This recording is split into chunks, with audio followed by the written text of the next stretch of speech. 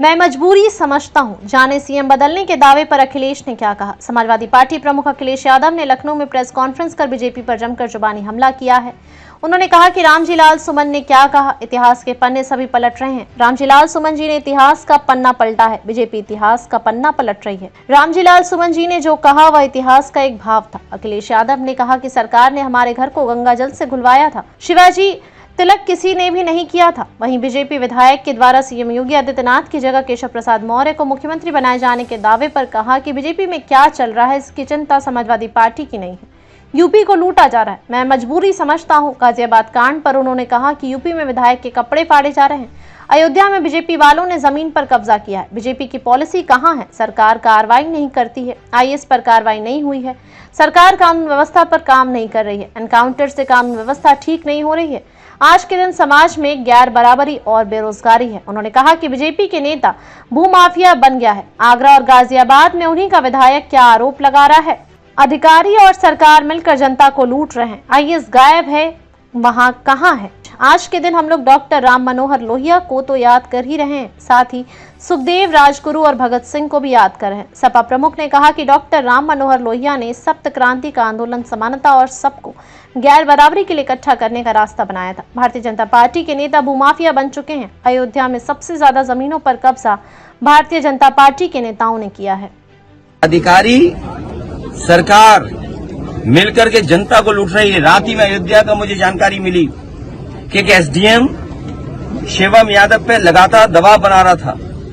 लगातार एसडीएम गाली गलौज कर रहा था और दबाव इस बात का बना रहा था कि पैसे दो उसको, पैसे नहीं दोगे तो तुम्हारे पे कार्रवाई हो जाएगी। और सुनने में आ रहा है कि उस एसडीएम ने इतना परेशान किया कि उसके बाल तक कटवा दिए सर के, और अब उसकी जान चली गई है। कौन है इसके लिए दोषी? ये सरकार में बैठे हुए लोग करप्ट हैं, जो जीरो टॉलरेंस की बात कर रहे थे करप्शन के लिए, लॉ एंड ऑर्डर के लिए। ये एग्जाम्पल कम है, ये एग्जाम्पल कम है क्या? सब पे बढ़ता होगा, बढ़ने का झगड़ा सुनने में आ रहा है। बताया आरोप चीफ सेक्रेटरी तक लगाया है। नहीं तो चीफ सेक्रेटरी कैसे बच जाएंगे? सब जानते हैं कि चीफ सेक्रेटरी भी उसमें शामिल रहे होंगे। और अब क्या करेंगे कि समाजवादी पार्टी के लोगों को पकड़ो, नेताओं को पकड़ो, मीडिया के सामने से उनके घर में झांको। अरे हमें तो वो दिन भी इंतजार है कि सरकार ने क्या किया था, हमारे घर को गंगा जल से धुलवाया था। याद है ना? याद है? आप भी पत्रकार लोग थे, किसी के फोन पे गए थे सुबह घर में, क्योंकि आपको भी जाना है। ऐसा ना, जब हमारे गए हो तो क्या कितना समय बचा है? जनता इनसे सवाल करेगी, किसान का, नौजवान का, महंगाई का, बेरोजगारी का, और जो अन्याय कर रहे हो आप उसका, जो भेदभाव किया है आपने, जिस तरीके से बर्बाद कर दी इंस्टीट्यूशंस आपने, आप पे किसी को भरोसा नहीं है। किसी को भरोसा हो तो बता दो। आज हम क्रेडिबिलिटी किस किस की नहीं खत्म हुई। इसलिए समय बदलेगा, और समय बदलने के लिए ही हम लोग संकल्प लेने आए हैं। डॉक्टर राम मनोहर लोहिया जी को जहां याद कर रहे हैं, उनकी सप्त क्रांति के रास्ते पर चलने का संकल्प ले रहे हैं, वहीं उन्होंने दाम बांधों का जो हम लोगों को प्रिंसिपल और रास्ता दिखाया, उस पर चल करके गरीब जनता, किसान और नौजवानों की सेवा करने का काम करेंगे।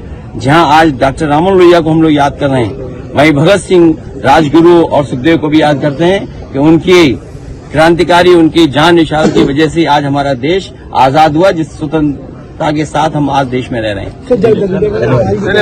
अलग किया गया था। क्या भारतीय जनता पार्टी इस बात की निंदा करेगी? आज जो लोग विकसित भारत का सपना देख रहे हैं, आप इतिहास के पन्ने पलटिएगा। कभी गैलीलियो ने कहा था कि धरती कैसे घूम रही है, किसका चक्कर लगा रही है, उसे सजा दे दी थी, मौत हो गई थी उसकी। 400 साल बाद उस चर्च ने माफी मांगी उस बात को लेकर के। अगर भारतीय जनता पार्टी छत्रपति शिवाजी महाराज जी को मानती है और विकसित भारत का सपना देखती है, क्योंकि इटली विकसित भारत है, विकसित भारत उस तरफ पहुंचना चाहता है। इटली भी विकसित है, दुनिया में वो विकसित देश है। तो क्या अगर चर्च ने अपनी गलती स्वीकार की थी, माफी मांगी थी, तो छत्रपति शिवाजी महाराज जी का बाएं पैर के अंगूठे से तिलक हुआ, उसके लिए भारतीय जनता पार्टी माफी मांगेगी कि नहीं मांगेगी? सर, भाजपा कह रही है 8 साल 27 में समाजवादी पार्टी के साथ बसपा भी अगर साथ आ जाएगी तो चीजें और बेहतर हो जाएंगी। कांग्रेस पार्टी का ये जो मुख्यमंत्री योगी जी हैं, ये कपड़े पहनने से योगी नहीं हो सकते। कोई भी कपड़ा पहन ले, हम सब कपड़े पहन ले, आप पहन ले कपड़े। वो जो लाइन से हमारा पत्रकार साथी हटा रहा है, ये बताइए आईएएस गायब है, वो पूछिए ना आप। मैं अपने पत्रकार साथी से कह रहा हूं कि बाराबंकी तक चले गए। इसी लोहिया पार्क में एक चोरी का दरवाजा है जहां से आईएएस लोग वॉक करने यहां आते हैं। आप पूछिए कि वो आईएएस कहां है जो जिस पर आरोप लगा है इतने कमीशन लेने का। और आपको तो ये पूछना चाहिए कि करप्शन कितना बड़ा था। आप क्यों नहीं पूछते हो? आप पूछिए आईएएस का नाम लीजिए और ये कहिए, अगर सवाल ना आता हो तो सवाल हम करें आपसे, और वो सवाल आप मुझसे करो। मैं कहता हूं कि आप ये कहिए कि भारतीय जनता पार्टी की जीरो टॉलरेंस की जो पॉलिसी थी, आखिरकार एक आईएएस पकड़ने के बाद वो जीरो टॉलरेंस पॉलिसी कहां है? मैं चाहता हूं कि आप ये सवाल मुझसे पूछो। अभी 2 दिन पहले ये सर, मैं आपसे चाहता हूं ये सवाल पूछो आप। भाई पूछ रहा हूं 2 दिन पहले